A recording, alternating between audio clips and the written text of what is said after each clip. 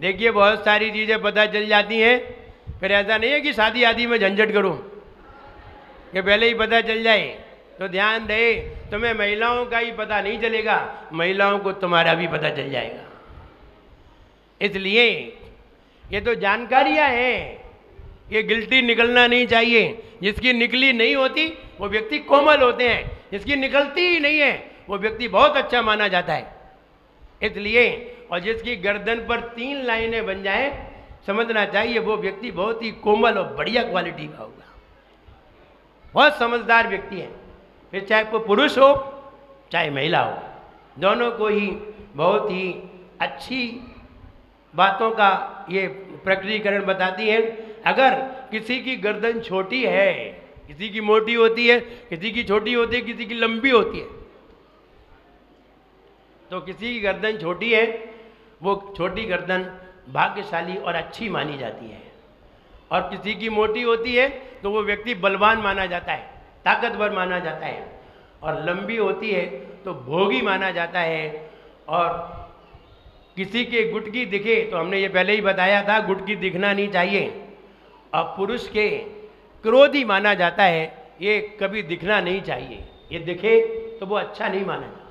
महिलाओं को तो दिखती ही नहीं है, तो जिनकी दिखती है वो व्यक्ति क्रोधी होते हैं।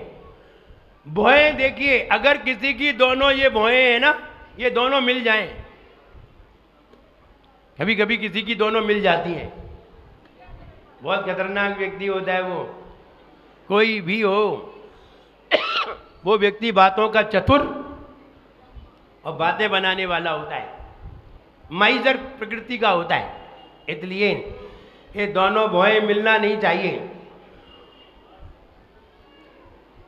और महिलाओं के अगर बाएं हाथ पर, देखिए बायां हाथ जो है महिलाओं का, बाएं हाथ पर उंगलियों पर, हाथ पर, यहाँ पर अथवा गाल पर कहीं भी अगर तिल होता है तो समझना चाहिए वो महिला बहुत भाग्यशाली होती है। और अगर वो किसी को जन्म दे तो सबसे पहले उसे पुत्र होता है, बाद में पुत्री होगी, पहले पुत्र होगा। ये शुभ माने जाते हैं, और पुरुषों के दाईं ओर शुभ माने जाते हैं, तो पुरुषों के दाईं ओर शुभ है और महिलाओं के बाईं ओर शुभ है। अगर किसी के कंठ पे भी तिल हो, कंठ पे भी तिल हो तो भी वो पहले पुत्र को ही जन्म देते हैं। और अगर किसी के ओंठ मोटे हों, कोई महिलाओं के या पुरुषों के ओंठ मोटे हों, तो समझना चाहिए ये व्यक्ति होशियार नहीं होगा, किसी ना किसी को धोखा जरूर देगा, धोखेबाज। ओंठ मोटे होना कम बुद्धि का सूचक है, अल्प बुद्धि का सूचक है। इसलिए इनसे ये जानकारियां मिलती हैं। और जिनके भौहें के बाल बहुत बड़े बड़े होते हैं, ये भौहें के बाल बहुत बड़े बड़े निकल आते हैं, ऐसे लोग संतानहीन होते हैं, इनके संतान नहीं होती। और किसी के कान पे बाल हो, पुरुषों के कान पे बाल हो, महिलाओं के नहीं, महिलाओं के कान पे बाल नहीं होना चाहिए, पुरुषों की बात कर रहे हैं। पुरुषों के कान पे बाल हो, वे बुद्धिमान होते हैं, होशियार होते हैं, इंटेलिजेंट होते हैं। तो ये कौन सा निमित्त था? व्यंजन निमित्त थे। और ध्यान रहे, नाभि से ऊपर जितने भी तिल मसे होते हैं वे सब शुभ माने जाते हैं, लेकिन नाभि से नीचे जितने भी तिल मसे होते हैं वे सब अशुभ होते हैं, शुभ नहीं होते। इसीलिए जब हम भगवान का गंधोदक लगाते हैं तो कहाँ लगाते हैं? नाभि से ऊपर उत्तमांगों पर लगाते हैं। नाभि से ऊपर के अंगों को उत्तमांग कहते हैं और नीचे के अंग को अधोअंग कहते हैं। इसलिए जब भी गंधोदक लगाया जाता है तो नाभि से ऊपर लगाया जाता है, नाभि से नीचे कहीं भी नहीं लगाना चाहिए गंधोदक। ये व्यंजन निमित्त थे। फिर भी व्यंजन निमित्त में अभी बहुत सारी चीजें बाकी हैं, हम धीरे धीरे आपको और बताते जाएंगे। ऐसा नहीं अभी खत्म हो गए, अभी तो बहुत है। अभी तो यहाँ तिल आएगा, नाक पे आएगा, गाल पे आएगा, कहाँ कहाँ आते हैं, कैसे कैसे आते हैं, अभी अभी आएंगे, अभी महाराज कह रहे वो वाली तो बताओ, उंगली वाली। अभी बहुत सारी बातें हैं, अभी बता रहे हैं। हमने बताया एक कारक निमित्त होते हैं और एक सूचक निमित्त होते हैं। सूचक निमित्त अलग बात है और कारक निमित्त अलग बात है। दोनों में अलग अलग अंतर पाए जाते हैं। हमारे हाथ होते हैं, उंगलियां होती हैं, उंगलियों में पोर होते हैं। पोर देखिए किसे कहते हैं? देखिए ये उंगली, देखिए उंगली में यहाँ भी एक लकीर है, यहाँ भी लकीर है, दो यहाँ भी लकीर है, इन्हें पोर बोलते हैं। क्या बोलते हैं? पोर बोलते हैं। ये उंगलियों के पोर भी संकेत दिया करते हैं, अपनी अपनी उंगलियों में संकेत दिया करते हैं। अगर किसी का यूं हाथ देख लो और उसके पोर गिन लो, ये उंगलियों के पोर गिन लो, तो पता चल जाएगा ये व्यक्ति कैसा है। अब देखिए किसी की उंगली में कितने पोर होते हैं। किसी की उंगली में 15 पोर होते हैं। ये 4 उंगली की मिला के, 4 उंगलियों को मिला के ये लाइन है। किसी की उंगली में 15 हो, गिनना मत, वो व्यक्ति चोर होता है।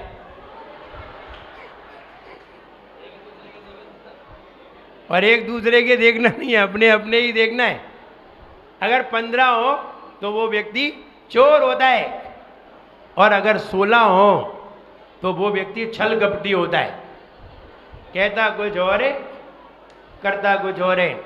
17 हो तो वो व्यक्ति पापी होता है, और 18 हो तो व्यक्ति धर्मात्मा होता है। अगर किसी के उंगलियों के पोर 18 हो तो वो धर्मात्मा होता है। 19 हो तो व्यक्ति लोक से पूजित होता है, सारे लोग उसे वंदना करते हैं, सारे लोग उसे सम्मान देते हैं पूरी दुनिया में। और अगर 20 हो तो वो व्यक्ति तपस्वी होता है, और 21 हो तो वो व्यक्ति कोई महात्मा अथवा कोई तीर्थंकर होता है।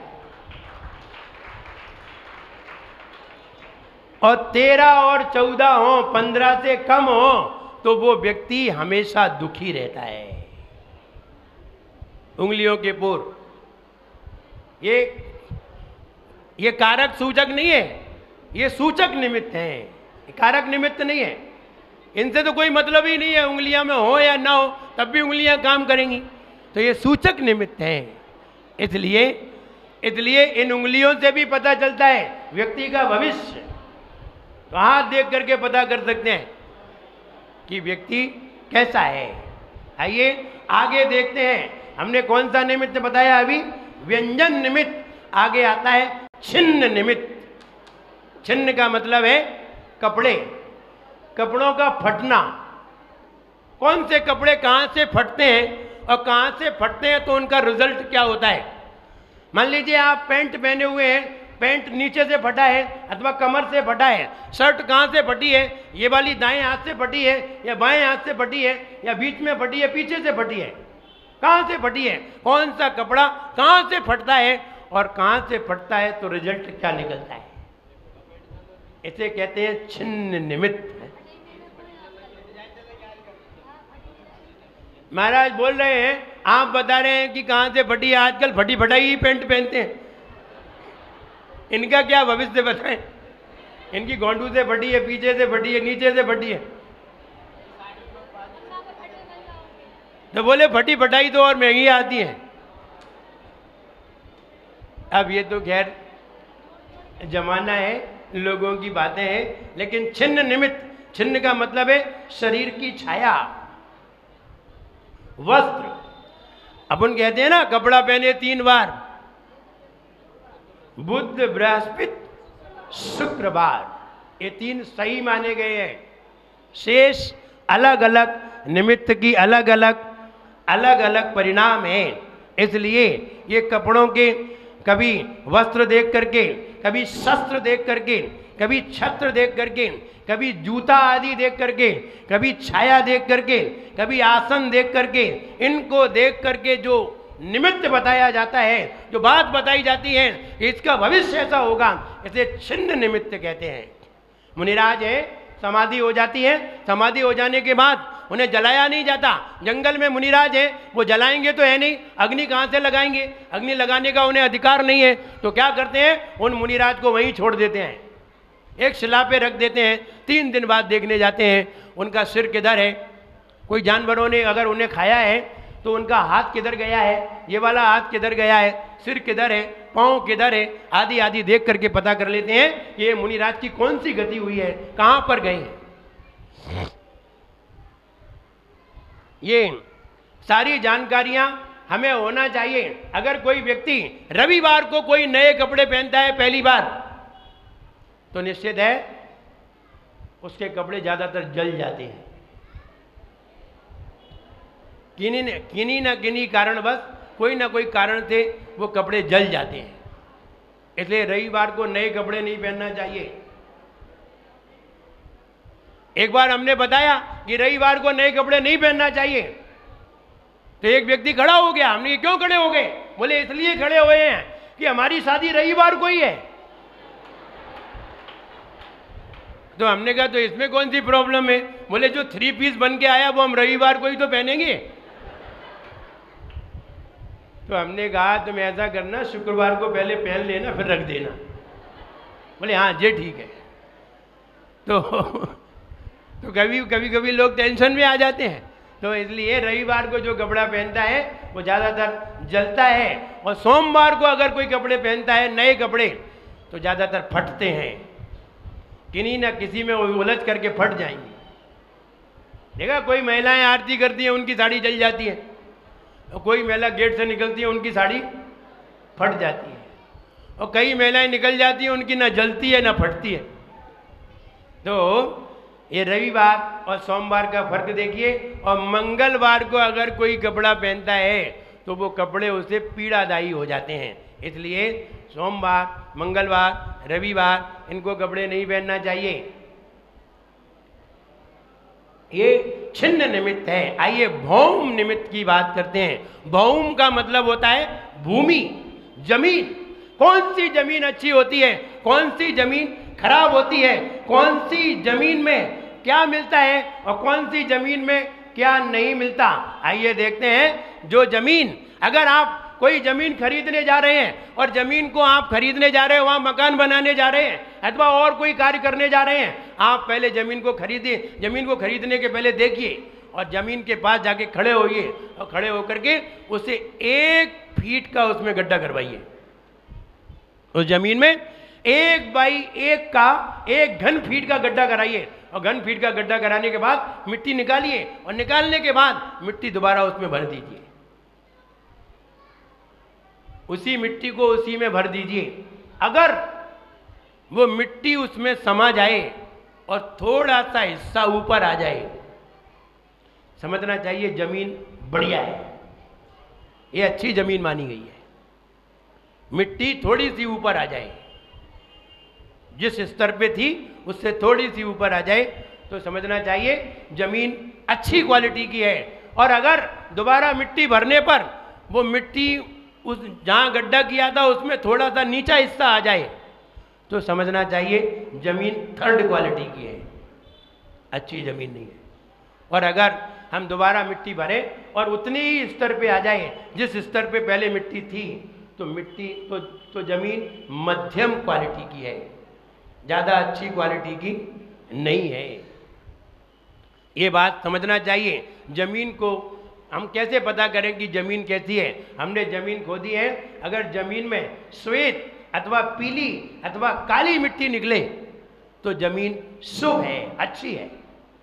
लाल मिट्टी निकले तो समझना चाहिए जमीन शुभ नहीं है, अशुभ है। खोदने पर लाल मिट्टी निकले तो जमीन अशुभ है, और लाल पत्थर निकल आए तो शुभ है। मिट्टी निकले तो अशुभ है, पत्थर निकले तो शुभ है।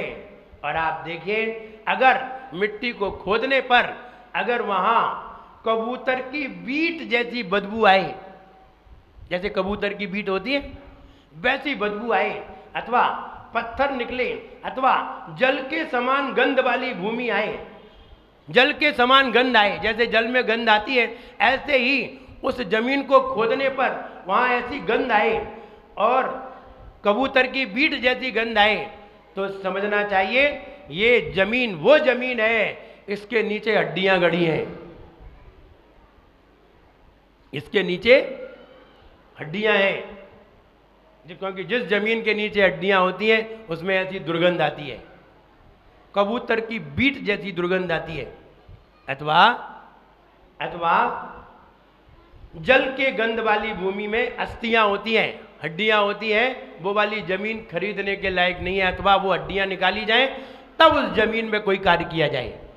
आगे, अगर भूमि का रंग बदलता रहे अथवा उसकी भूमि में शक्कर जैसी खुशबू आए, शक्कर जैसी मीठे जैसी खुशबू आए, मीठी मीठी सुगंध आए, जिसकी सुगंध लेने का मन हो, जैसे कि कभी पीली मिट्टी होती है और मिट्टी में कभी पानी की बूंद गिरती है तो कितनी बढ़िया खुशबू आती है, ये लगता है और उसे खुशबू को और लो। शुरू में पानी बरसता है तो थोड़ी थोड़ी बूंदें पड़ती हैं, तब कैसी सुगंध आती है, मीठी सुगंध आती है। अगर मिट्टी को खोदने पर ऐसी सुगंध आती है तो समझना चाहिए वहां पर सोना गड़ा हुआ है,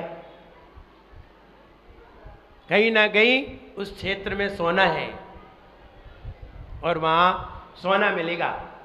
और अगर भूमि का रंग बदलता रहे, कभी ये रंग की हो जाए कभी ये रंग की हो जाए, तो वहां सोना अथवा कोई रत्न आदि होते हैं।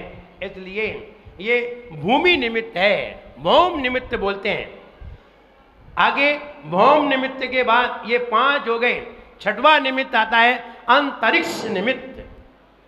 देखिए, फिर हम कहने जा रहे हैं बहुत सारे निमित्त हैं। अंतरिक्ष निमित्त का मतलब है आकाश को देख करके बताना, तारों को देख करके बताना, सूरज आदि को देख करके बताना, चंद्रमा को देख करके बताना, बादलों को देख करके बताना, ग्रहों को देख करके बताना कि आगे भविष्य में क्या होने वाला है। जैसे जब सारचंद आचार्य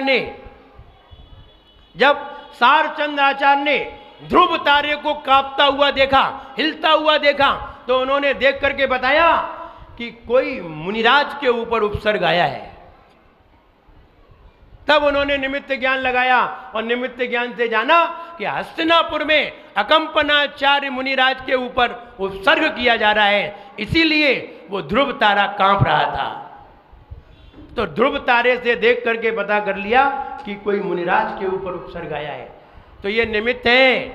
जब कभी रात्रि के अंतिम पहर में अगर इंद्रधनुष निकल आए 3 बजे 4 बजे, अगर इंद्रधनुष तुम्हें आकाश में दिखाई दे जाए तो समझना चाहिए आज राजा की मृत्यु होगी।